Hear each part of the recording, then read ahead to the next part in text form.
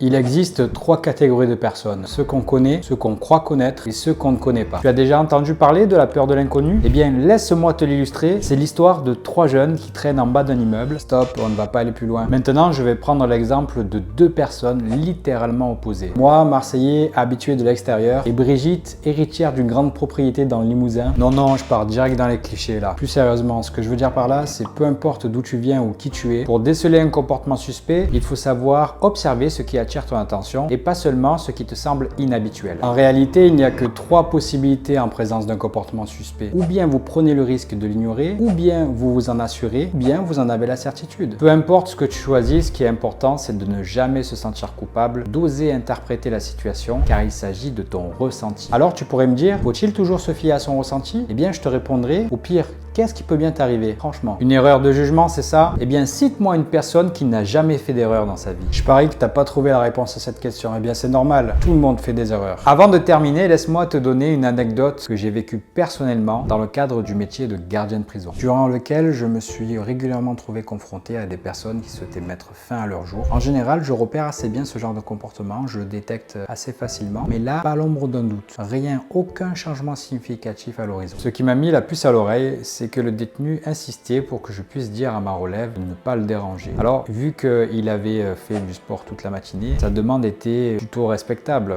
Voilà, j'avais pas de doute à me faire ou de soucis en tout cas, en l'occurrence, vis-à-vis de ce qu'il me disait. Même s'il était fatigué, là où j'arrivais pas à le suivre, c'est pourquoi à moi il me disait ça. Pourquoi il s'adressait à moi alors qu'il savait pertinemment que je ne rentrais pas du tout en matière dans ce genre de discussion. Je décide de refermer la cellule sans trop y prêter attention et lui souhaite une bonne journée. Mais à l'approche de la fin de mon service, je m'aperçois que j'ai oublié de lui remettre une lettre, un courrier qui lui était destiné. Je décide alors de lui donner et de ne pas laisser ça pour mon collègue de l'après-midi. Voilà, parce que c'est quelque chose à la base que j'aime pas du tout faire, vraiment de donner ce qui m'appartenait comme responsabilité à quelqu'un d'autre alors que c'est moi qui devais le faire. Donc je lui ai remis, je me suis dirigé vers sa cellule. Et bien heureusement, car je l'ai trouvé pendu à l'extrémité d'une corde. Alors je vous rassure, c'était une tentative de suicide, mais j'ai bien eu de la chance quand je l'ai trouvé dans cet état-là, parce que j'étais dans le bon timing pour le sauver d'une mort certaine. Mais vous voyez à quel moment j'aurais pu m'en douter. Le mec, il est courtois, il est poli, il est respectueux, il a fait son sport le matin, il me parle même du parloir qu'il a avec sa fille cet après-midi. Voilà, tout est clean, tout est nickel quoi. Et bien après coup, j'aurais dû rebondir sur cette information car elle était fausse. Il n'y avait pas de parloir prévu pour lui. C'était juste un argument de plus pour appuyer son mensonge en réalité. Depuis ce jour-là, je me fais plus avoir. Je vérifie systématiquement les propos de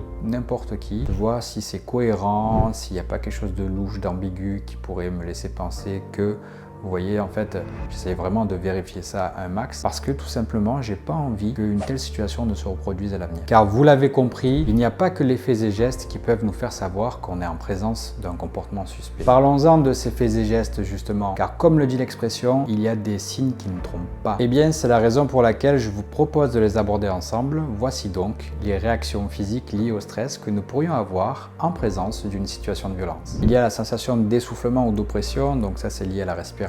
Il y a les douleurs musculaires, tout ce qui est courbature, vous avez du mal un petit peu à tourner l'épaule parce que vous avez des douleurs ici à ce niveau-là. Vous avez également aussi les troubles digestifs, les troubles de l'appétit, les troubles du sommeil. Voilà, je ne vais pas passer non plus sur tous les troubles. Vous avez les sueurs inhabituelles, voilà, qui est lié un petit peu à la transpiration. Vous avez des gouttes qui tombent sur le front et que vous essuyez malgré tout. Vous avez également des tremblements au niveau des mains. Vous ne savez pas trop où vous vous situez. Vous avez peut-être votre corps qui réagit automatiquement, comme un mécanisme de défense en fait. Puis vous avez aussi, en parlant de mécanisme de défense, l'intonation de voix qui peut porter à se sentir mieux en confiance ou tout simplement à se défendre. Tout dépend de la situation et de la violence que vous rencontrez. Lorsque certains de ces signes se manifestent, il y a 3 phases par lesquelles on passe. Il y a l'alarme, la résistance et l'épuisement. Le but n'étant pas d'en arriver jusqu'à cette phase d'épuisement qui nous fait perdre en lucidité. Car vous le savez peut-être déjà, mais la lucidité fait partie des armes les plus puissantes contre la violence. C'est d'ailleurs une des raisons pour laquelle pas tout le monde a les moyens d'intervenir, que ce soit lors d'une altercation, d'un conflit ou même